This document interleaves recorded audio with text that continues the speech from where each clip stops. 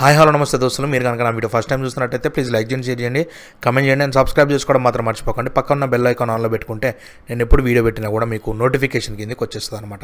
So మొత్తానికి హరికథ series అయితే చూడడం జరిగింది. ఇది ఇప్పుడు ప్రజెంట్ హాట్స్టార్లో స్ట్రీమ్ అవుతుంది అనమాట. సీజన్ 1 కింద రిలీజ్ చేసారు. ఒక 6 ఎపిసోడ్ల మందం ఉన్నది. ఒక 3.5 గంటల దాకా ఉంటుంది నిడివి అనేది.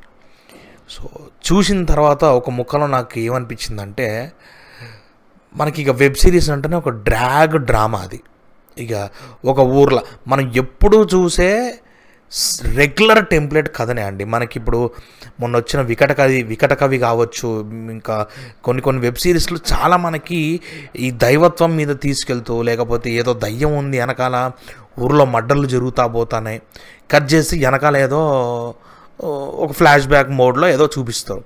సో ఇది కూడా ఒక సేమ్ టెంప్లెట్లోనే ఒక దైవత్వాన్ని అడ్డం పెట్టుకొని, అంటే దేవుణ్ణి నాటకాలు వేసేవాళ్ళు ఒక విష్ణుమూర్తి అవతారాలని అడ్డం పెట్టుకొని, సో వాళ్ళ లైఫ్లో జరిగిన ఒక ఇన్సిడెంట్ మీద పగ తీర్చుకోవడం, రివెంజ్, సింపుల్ చెప్పాలంటే ఒక రివెంజ్ డ్రామా నడుస్తూ ఉంటుంది.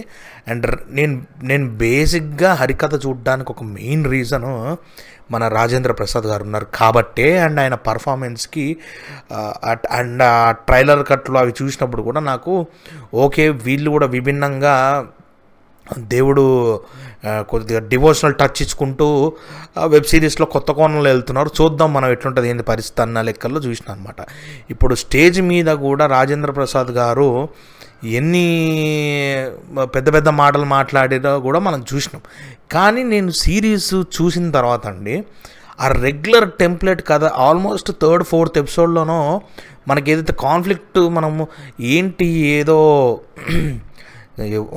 ఊర్లో జనాలు మనుషులు చచ్చిపోతూ ఉన్నారు, మెయిన్ క్యారెక్టర్లు ఎవరో చచ్చిపోతూ ఉన్నారు, ఏదో జరుగుతుంది ఊర్లో అనుకునే టైంకి ఒక 3rd ఎపిసోడ్ 4th ఎపిసోడ్కి మనకి మొత్తం అంతా రివీల్ అయిపోద్దండి. అంటే ఎందుకు జరుగుతుంది, కాజ్ దేనికి జరుగుతుంది, దాని వెనకాల ఎవరున్నారు అనేది మనకు ఓపెన్ అయిపోతుంది.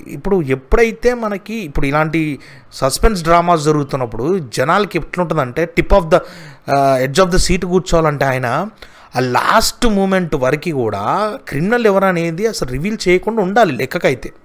ఇప్పుడు వెబ్ సిరీస్ అయితే ఏంటి, సినిమా అయితే ఏంటండి, మనకు మినిమం నాలెడ్జ్ స్క్రిప్ట్ స్టోరీ నరేషన్లో కూర్చొని రాసుకునేటప్పుడే ఆడియన్స్ పాయింట్ ఆఫ్ వ్యూ ఆలోచిస్తే, మీరు ఇప్పుడు లాస్ట్ మూమెంట్లో ఇది ఎందుకు రివీల్ చేస్తారు, ఎందుకంటే ఆడియన్కి అసలు చంపుతుంది ఎవరు అనే పాయింట్ మీద ఎక్కువ ఇంట్రెస్ట్ ఉంటుంది. మీరు ఎప్పుడైతే ఇది 3rd ఎపిసోడ్లోనో అట్లా రిలీజ్ చేసినప్పుడు, మీరు మిగతా 3 ఎపిసోడ్లు మేము ఏం ఓపిక పెట్టి కూర్చొని చూస్తాం, మీరు చెప్పిన ఒక విషయం. అండ్ అది ఏదైతే వీళ్ళకి జరిగిన అవమానం, అంటే వీళ్ళకి జరిగిన ఇబ్బంది, బాధ ఏదైతే ఉందో, అది మనం ప్రతి సినిమాల్లో అండ్ ప్రతి సిరీస్లో చాలా వాటిల్లో మనకి ఆల్రెడీ మనం చూసి మగ్గిపోయి తగలబడ్డ స్టోరీ ఉందండి. అసలు అంటే అట్లీస్ట్ కనీసం ఆ డివోషనల్ పాయింట్ ఆఫ్ వ్యూలో పోయి ఇంకేదైనా చూపించినా కొత్తగా అనిపించి చూసేవాళ్ళమేమో. కర్మ కాలిపోయి మళ్ళీ అదే రొట్టా టెంప్లెట్లోకి పోయి ఇంకా 3వ ఎపిసోడ్ తర్వాత నుంచి ఇంకా భరించాల్సిన పరిస్థితి అయితే క్రియేట్ అయిందండి. కానీ నేను అదే చెప్తున్నా కదా, పీపుల్ మీడియా ఫ్యాక్టరీ నుంచి వచ్చిన ప్రోడక్ట్ మంచి అవుట్పుట్, మంచి ప్రొడక్షన్ క్వాలిటీస్, అడపాగా కొన్ని ఇక వెబ్ సిరీస్ అన్నప్పుడు అన్నీ రియలిస్టిక్గా పెట్టాలన్నా కూడా మరి వాళ్ళకు కూడా ఇబ్బంది అనిపించిందేమో విశ్వప్రసాద్ గారు, అంటే పీపుల్ మీడియా ఫ్యాక్టరీ ఓనర్స్ వీళ్ళందరూ. సో అక్కడ ప్రొడక్షన్ క్వాలిటీస్ నాకు విజువాలిటీ పరంగా చాలా బ్రహ్మాండంగా అనిపించింది. కానీ కొన్ని విఎఫ్ఎక్స్ షాట్స్ అనేవి కొంచెం కొద్దిగా తేడా కొట్టిందని చెప్పాలి. అండ్ ఈ డెడ్ బాడీలు, తలకాయ ఎగిరిపడ్డాలు గాల్లో, ఇలాంటివి చూపించినప్పుడు రియలిస్టిక్ అనేది లేదండి. ఏదో కనపడిపోతుంది ఇంకా క్లియర్గా. అంటే థియేటర్లో కాదు కదా మనం చూసింది, ఓటీటీలో చూసినప్పుడు మనకి అవన్నీ క్లియర్గా కనిపించేస్తున్నాయి. ఆ చెత్త అయితే కనపడతా ఉంది. బట్ అడపా పక్కన పెడితే మిగతా ప్రొడక్షన్ క్వాలిటీస్ కానీ, బీజిఎమ్స్ కానీ, అండ్ నిజం చెప్పాలంటే అందరి పర్ఫార్మెన్సెస్ చాలా బాగా అనిపించినాయండి. అండ్ రాజేంద్ర ప్రసాద్ గారు ఒక్కరే ఇప్పుడు హరికథ అనేది టాప్ నాచ్లో ఆయన పరిగెత్తుకుంటూ తీసుకెళ్ళిపోయాడు. అండ్ మనము చాలామంది అనుకుంటారు, ఇది రొటీన్గా అనిపించినా కూడా మనం ఇచ్చే ట్రీట్మెంట్ బట్టి చాలా డిఫరెన్స్ వస్తుంది. కానీ మీకు ప్రాబ్లం ఏమైందంటే అండి, మీరు ట్రీట్మెంట్ డిఫరెంట్గా ఇచ్చానని మీరు అనుకుంటున్నారు, కానీ ఇక్కడ పేరు లేదు. అది విషయం మీరు గ్రహించాలి. అండ్ రీసెంట్ టైమ్స్లో పీపుల్ మీడియా ఫ్యాక్టరీ నుండి ఒక నోట్ కూడా వచ్చింది. నేను రీసెంట్గా వీడియో చేసిన, ఎవరైనా చూడకపోతే వెళ్ళి చూడండి. అండ్ ఏంటంటే వాళ్ళు ఒక టాలెంట్ హంట్ పెట్టారు అనమాట. సో టాలెంట్ హంట్ పెట్టి వాళ్ళు నోట్ అని చెప్పి లాస్ట్లో ఏం రాశారంటే, మేము ఏదైతే డెవలప్ చేస్తామో ఆ డెవలప్ చేసిన దానికి గాను పీపుల్ మీడియా ఫ్యాక్టరీ ఓనర్షిప్ తీసుకుంటుందని చెప్పి అందులో మెన్షన్ చేశారనమాట. ఒక విషయం నేను అడగదలుచుకున్నా, ఇలాంటి రొట్టా టెంప్లెట్ స్టోరీలను మీరు ఇంత ప్రొడక్షన్లు పెట్టి పెద్ద పెద్ద క్యాస్టింగ్ ప్యాడింగ్లు పెట్టి తీసుకొచ్చి చేపించి మరి గీ కథలన్నీ మీరు డెవలప్ చేసినాయని మేము అనుకోవచ్చా? ఒకవేళ డెవలప్ చేస్తే మరి గింత అటర్ ఫ్లాప్ స్టోరీలు, గింత చూడలేని విధంగా ఉండే కథల్ని మీరు ఎందుకు తీసుకుంటున్నారు? మరి మీ నాలెడ్జ్ ఎక్కడ పోయింది? మీ నాలెడ్జ్ ఎంత ఉంది? మీలాంటి నాలెడ్జ్ ఉన్నోళ్ళు కొత్త టాలెంట్ వాళ్ళు వచ్చి కథలు ఇచ్చినప్పుడు మీరు దాన్ని డెవలప్ చేస్తారా?